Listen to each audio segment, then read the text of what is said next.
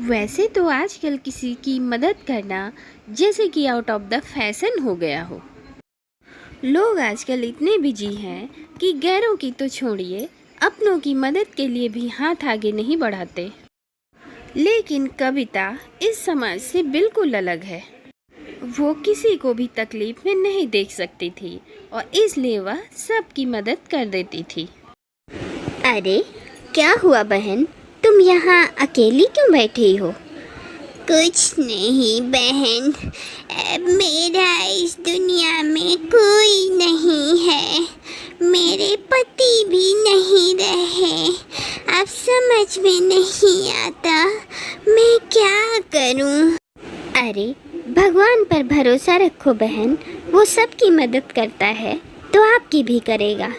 हाँ, अब तो उसी का सहारा है बहन।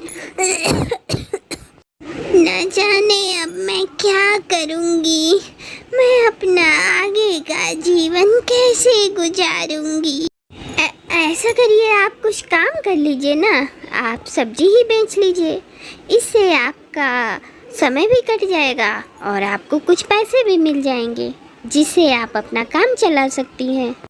आपकी बात तो बिल्कुल सही है बहन, पर इतनी सब्जी खरीदने के लिए मेरे पास बिल्कुल पैसे नहीं हैं। कोई बात नहीं, मेरे पास कुछ पैसे हैं, मेरे बेटे ने मुझे दिए थे, ये आप रख लीजिए और इनसे आप सब्जी खरीद लीजिए। सब्जी बेचने से आपको जो कमाई हो आप उससे अपना घर चलाइएगा। लेकिन आपका बेटा कुछ कहेगा तो नहीं, कहीं वो आपसे झगड़ा ना करने लगे।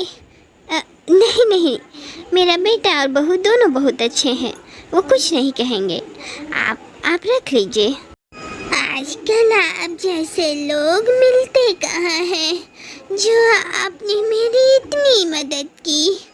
अरे बहन जी, भगवान ने हम इंसान को बनाया ही इसलिए है कि हम एक दूसरे की मदद करें, हम किसी का भला कर सकें। अगर हम वो भी नहीं कर सकते तो हमारे इंसान होने का कोई फ़ायदा ही नहीं।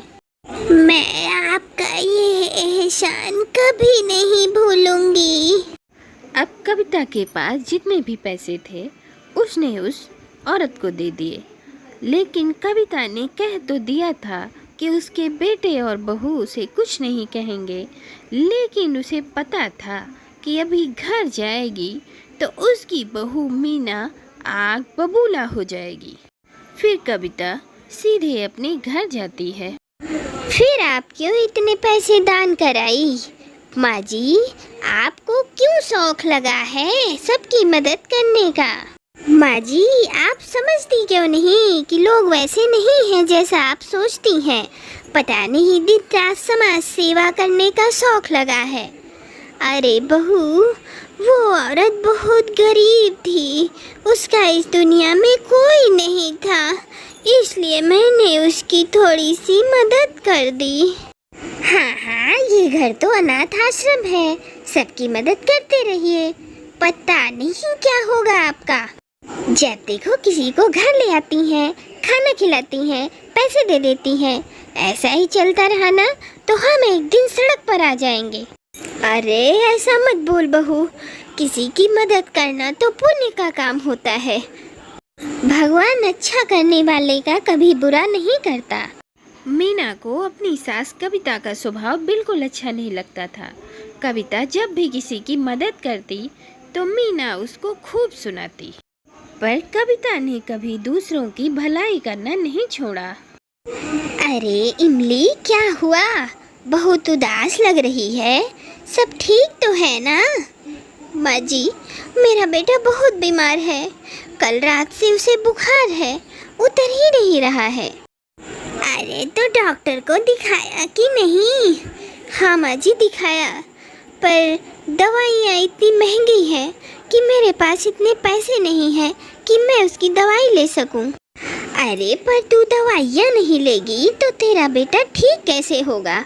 यहाँ मेरे पास ये ले कुछ पैसे हैं, तू इनको रख ले और इनसे दवाइयाँ खरीद। माँ जी, मैं आपका यह एहसान कभी नहीं भूलूंगी। अरे इसमें एहसान की क्या बात, तू भी तो मेरी बेटी जैसी है ना। चल चल, अब आज का काम रहने दे। जा जा जल्दी से दवाइयाँ खरीद और अपने बेटे का इलाज करा। चल जा जा जल्दी। माँ जी, आपका बहुत बहुत शुक्रिया। भगवान आपको लंबी उम्र दे। मीना इमली और कविता की बात सुन लेती है और इमली के जाने के बाद मीना अपनी सास पर चिल्लाती है। अरे माँ जी, आप कब समझेंगी? यहाँ क्या पैसे पेड़ भी उगते हैं? जब देखो गरीबों को बांटती रहती हैं। अरे उसका बेटा बहुत बीमार था बहू, अगर मैं ना देती तो ना जाने कहाँ से लाती बेचारी। हाँ हाँ, हमारे पास तो जैसे पैसों का पेड़ है ना, बस तोड़ा और दे दिया, तोड़ा और दे दिया। बस अब आने दीजिए आपके बेटे को, उनसे कहकर मैं आपके पैसे ही बंद करवा देती हूँ। ना आपके पास पैसे होंगे और ना आप देंगी। रात को रवि जब दफ्तर से वापस आता है तो मीना सारी बात अपने पति से बताती है। आप ही न समझाइए माँ जी को, रोज रोज सबकी मदद करके कहीं एक दिन हम लोग सड़क पर ही ना आ जाएं। आप इतनी मेहनत से कमाते हैं, पसीना बहाते हैं, और माँ जी है कि इस घर को अनाथ आश्रम बना दिया है। जब देखो किसी न किसी की मदद करती रहती हैं। तुम सही कह रही हो मीना, मुझे माँ से बात करनी होगी। अरे उनसे बात करने से कुछ नहीं होगा। मैं तो कहती हूँ आप उनको पैसे ही मत दीजिए। जब उनके पास पैसे नहीं होंगे तो वो किसी की मदद भी नहीं करेंगी। ये भी बात सही है। मीना के कहने पर रवि ने कविता को पैसे देना बंद कर दिया। लेकिन वो कहते हैं ना, अगर आपकी नीयत मदद करने की है तो पैसे मायने नहीं रखते। वो आज भी सबकी मदद करती है। कभी वो वृद्धाश्रम में जाती है और वहाँ सबकी सेवा करती है, तो कभी भजन मंडली में प्रसाद बनाने का काम ले लेती। अरे मीना बहू, मैं 3-4 दिन के लिए साधुओं की मंडली में जा रही हूँ, उनकी सेवा करने के लिए। पर आपको एक भी पैसे नहीं मिलेंगे माँ जी, उन लोगों को बांटने के लिए। अरे नहीं नहीं, मुझे चाहिए भी नहीं, मैं उनकी सेवा करके ही खुश हूँ। अच्छा चलती हूँ मैं। कविता कुछ दिनों के लिए साधुओं के साथ चली जाती है और उनकी सेवा करती है। और यहाँ मीना के पैर में चोट लग जाती है। अब ना वो ठीक से चल पा रही थी और ना ही काम कर पा रही थी। अरे मीना भाभी, आप बैठिए, सारा काम मैं कर देती हूँ, आप आराम करिए। लेकिन तुम क्यों करोगी? अरे भाभी, ये सब मैं माँ जी की वजह से कर रही हूँ। आज उन्हीं की वजह से मेरा बेटा तंदुरुस्त है और स्वस्थ है।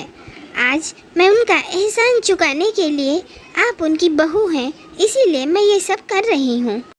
मीना का चेहरा तो जैसे शर्म से झुक गया था। इमली उसकी बहुत अच्छे से देखभाल कर रही थी।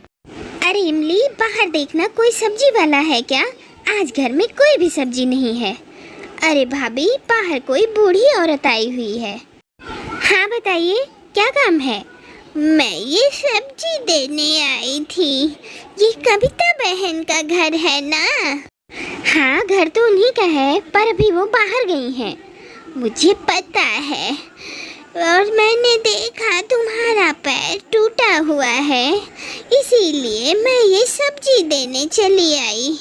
अच्छा, ये लीजिए पैसे। अरे नहीं नहीं, आज मैं जो कुछ भी कमा पा रही हूँ ना, वो सब कविता बहन जी की वजह से। मैं उनकी बहू से पैसे नहीं ले सकती। अगर तुम्हें और कुछ चाहिए ना तो बता देना, मैं दे जाऊंगी। अब मीना को वो सारे पल याद आ रहे थे जब उसने अपनी सास को सबकी मदद करने से रोका था। मीना ये सब सोच ही रही होती है कि तभी दरवाजे की घंटी बजती है। कौन है? मैं डॉक्टर दीपक हूँ। जी कहिए। आप कविता जी की बहू है ना? ये मैं कुछ दवाइयाँ लेकर आया था।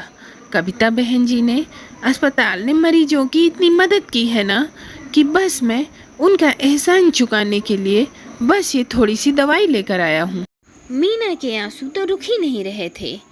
अब उसे अपनी गलतियों पर पछतावा हो रहा था।